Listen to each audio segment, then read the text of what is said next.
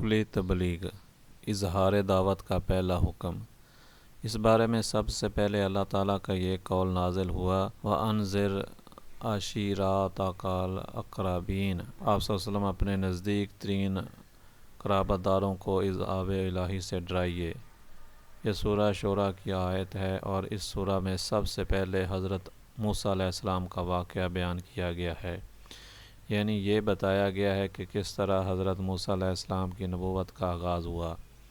پھر آخر میں انہوں نے بنی اسرائیل سمیت ہجرت کر کے فرعون اور قوم فرعون سے نجات پائی اور فرعون و آل فرعون کو غرق کیا گیا۔ بلفظ دیگر یہ تذکرہ ان تمام مراحل پر مشتمل ہے جن سے حضرت موسیٰ علیہ السلام فرعون اور قوم فرعون کو اللہ کے دین کی دعوت دیتے ہوئے گزرے تھے۔ میرا خیال ہے کہ جب رسول اللہ صلی اللہ علیہ وسلم کو اپنی قوم کے اندر کھل کر تبلیغ کرنے کا حکم دیا گیا تو اس موقع پر حضرت موسیٰ علیہ السلام کے واقعے کی یہ تفصیل اس لیے بیان کر دی گئی تاکہ کھلم کھلا دعوت دینے کے بعد جس طرح کی تکذیب اور ظلم و زیادتی سے سابقہ پیش آنے والا تھا، اس کا ایک نمونہ آپ صلی اللہ علیہ وسلم اور صحابہ کرام کے سامنے موجود رہے۔ دوسری طرف اس سورہ میں پیغمبروں کو جھٹلانے والی اقوام مثلاً فرعون اور قوم فرعون کے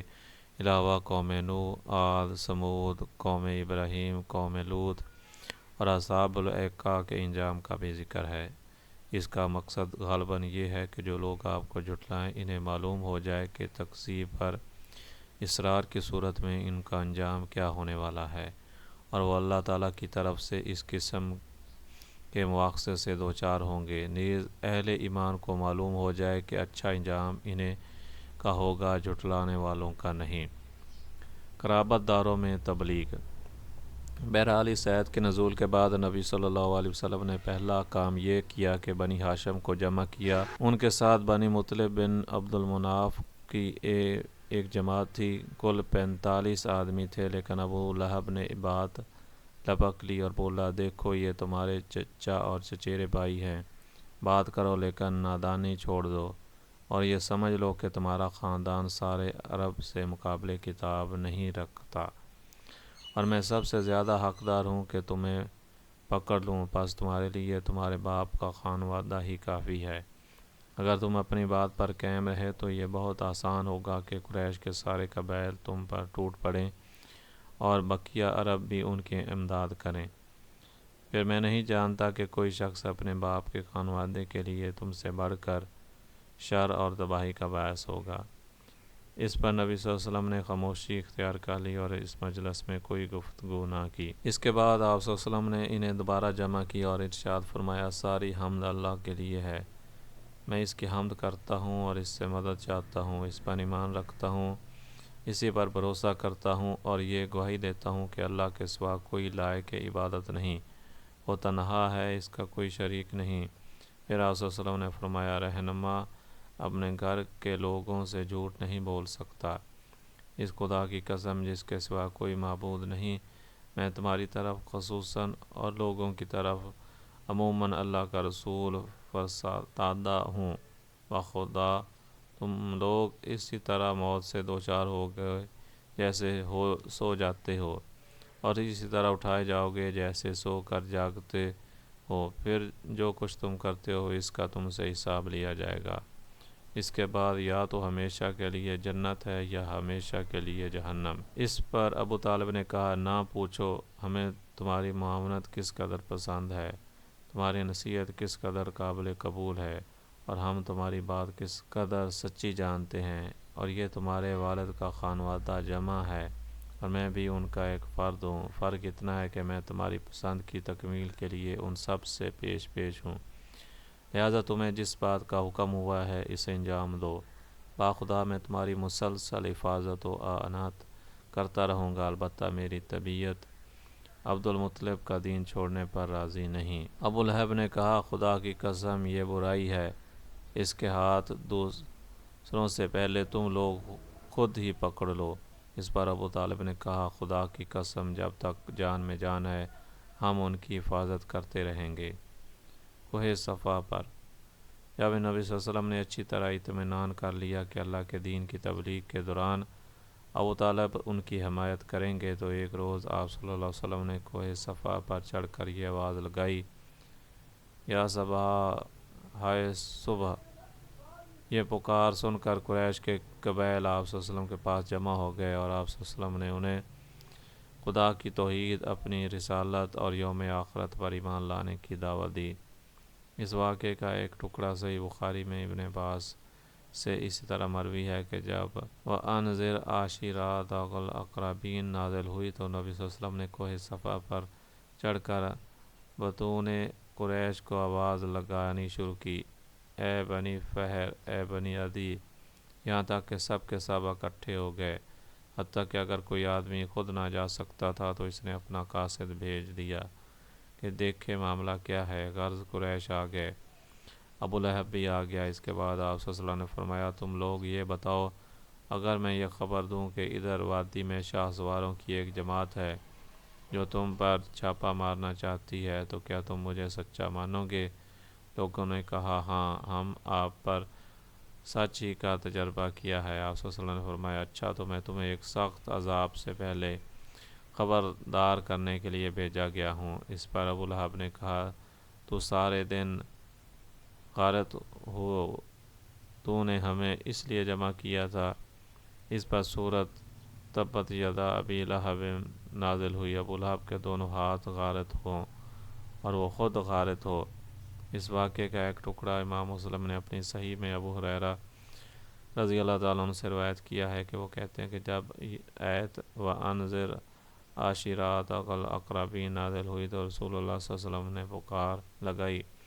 یہ پکار عام بھی تھی اور خاص بھی۔ آپ صلی اللہ علیہ وسلم نے کہا، اے جماعت قریش، اپنے آپ کو جہنم سے بچاؤ، اے بنی کعب، اپنے آپ کو جہنم سے بچاؤ، اے محمد صلی اللہ علیہ وسلم کی بیٹی فاطمہ، اپنے آپ کو جہنم سے بچاؤ، کیونکہ میں تم لوگوں کو اللہ کی گرفت سے بچانے کا کچھ بھی اختیار نہیں رکھتا۔ البتہ تم لوگوں سے نسبت و قرابت کے تعلقات ہیں جنہیں میں باقی اور تر و تازہ رکھنے کی کوشش کروں گا۔ یہ بانگ درا غایت تبلیغ تھی۔ رسول اللہ صلی اللہ علیہ وسلم نے اپنے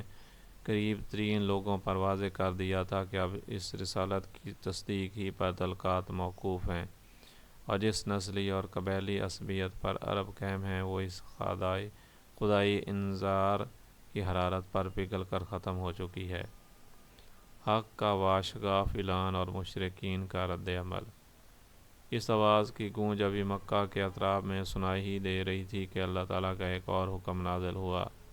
فَاسْتَحْ بِمَا تُؤْمَرُ وَأَعْرِضْ عَنِ الْمُشْرِكِينَ۔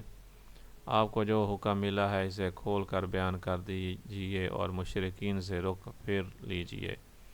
اس کے بعد رسول اللہ صلی اللہ علیہ وسلم نے شرک کے خرافات و اباطیل کا پردہ چاک کرنا اور بتوں کی حقیقت اور قدر و قیمت کو واشگاف کرنا شروع کر دیا۔ آپ مثالیں دے دے کر سمجھاتے کہ یہ کس قدر عاجز و ناکارہ ہیں، اور دلائل سے واضح فرماتے کہ جو شخص انہیں پوچھتا ہے، ان کو اپنے اور اللہ کے درمیان وسیلہ بناتا ہے، وہ کس قدر کھلی ہوئی گمراہی میں ہے۔ مکہ میں ایک ایسی آواز سن کر جس میں مشرکین اور بت پرستوں کو گمراہ کہا گیا تھا، احساس غضب سے پھٹ پڑا اور شدید غم و غصے سے پیچ و تاب کھانے لگا، گویا بجلی کا کڑکا تھا جس نے پرسکون فضا کو ہلا کر رکھ دیا تھا۔ اس لیے قریش اس اچانک پھٹ پڑنے والے انقلاب کی جڑ کاٹنے کے لیے اٹھ کھڑے ہوئے اور اس سے پشتونی رسم و رواج کا صفایا ہوا چاہتا تھا۔ قریش اٹھ پڑے کیونکہ وہ جانتے تھے کہ غیر اللہ کی الوہیت کے انکار اور رسالت و آخرت پر ایمان لانے کا مطلب یہ ہے کہ آپ کو مکمل طور پر اس رسالت کے حوالے کر دیا جائے اور اس کے بے چون و چرا اطاعت کی جائے، یعنی اس طرح کہ دوسرے تو درکنار خود اپنی جان اور اپنے مال تک کے بارے میں کوئی اختیار نہ رہے۔ اور اس کے معنی یہ تھے کہ مکہ والوں کو دینی رنگ میں اہل عرب پر جو بڑائی اور سرداری حاصل تھی اس کا صفایا ہو جائے گا، اور اللہ اور اس کے رسول کی مرضی کے مقابل انہیں اپنی مرضی پر عمل پیرا ہونے کا اختیار نہ رہے گا۔ یعنی نچلے طبقے پر انہوں نے جو مظالم روا رکھے تھے اور صبح و شام جن برائیوں میں لت پت رہتے تھے ان سے دستکش ہوتے ہی بنے گی۔ قریش اس مطلب کو اچھی طرح سمجھ رہے تھے، اس لیے ان کی طبیعت اس رسوا کن پوزیشن کو قبول کرنے کے لیے تیار نہ تھی، لیکن کسی شرف اور خیر کے پیش نظر نہیں، بل یرید الانسان جو امامہ ہو، بلکہ اس لیے کہ انسان چاہتا ہے کہ آئندہ بھی برائی کرتا رہے۔ قریش یہ سب کچھ سمجھ رہے تھے، لیکن مشکل یہ آن پڑی تھی کہ ان کے سامنے ایک ایسا شخص تھا جو صادق و امین تھا، انسانی اقدار اور مکارم اخلاق کا اعلیٰ نمونہ تھا، اور ایک طویل عرصے سے انہوں نے اپنے آباء و اجداد کی تاریخ میں اس کی نظیر نہ دیکھی تھی اور نہ سنی۔ آخر اس کے بالمقابل کریں تو کیا کریں؟ قریش حیران تھے اور انہیں واقعی حیران ہونا چاہیے تھا۔ کافی غور و خوض کے بعد ایک راستہ سمجھ میں آیا کہ آپ کے چچا ابو طالب کے پاس جائیں اور مطالبہ کریں کہ وہ آپ کو آپ کے کام سے روک دیں۔ پھر انہوں نے اس مطالبے کو حقیقت و واقعیت کا جامع پہنانے کے لیے یہ دلیل تیار کی کہ ان کے معبودوں کو چھوڑنے کی دعوت دینا اور یہ کہنا کہ یہ معبود نفع نقصان پہنچانے یا کچھ کرنے کی طاقت نہیں رکھتے، در حقیقت ان معبودوں کی سخت توہین اور بہت بری گالی ہے، اور یہ ہمارے آباء و اجداد کو احمق اور گمراہ قرار دینے کی بھی ہم معنی ہے جو اس دین پر گزر چکے ہیں۔ قریش کو یہی راستہ سمجھ آیا اور انہوں نے بڑی تیزی سے اس پر چلنا شروع کر دیا۔